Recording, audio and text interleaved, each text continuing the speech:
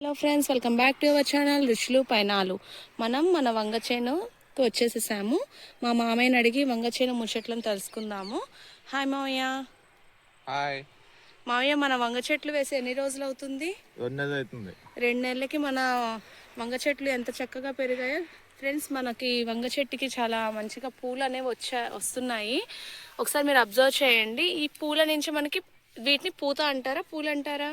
పోత ఈ పూత నుంచి మనకి చిన్న చిన్న కాయలు అనేవి తయారవుతాయా?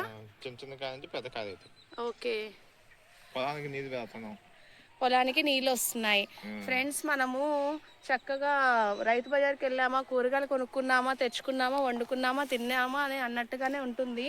కానీ అవి మన చేతికి రావాలి అంటే ఆ రైతు పడే కష్టం అంతా ఇంత కాదు. నేను దగ్గరుండి మా మామయ్య పొలానికి నీళ్లు పెట్టడం అని చెప్పేసి తను పడే శ్రమని నేను బాగా చూస్తున్నాను. చూడండి, తను పొలానికి నీళ్లు పెడుతూ, ఇంకా నీళ్ళు ఎక్కడ పెడుతున్నారు అక్కడ అలానే ఉంటారనమాట. మార్నింగ్ 7:30, 7కి వచ్చేస్తాడు. పాపం వచ్చేసేసి ఇదిగోని చూసారు, అక్కడ కుక్క కనిపిస్తుంది.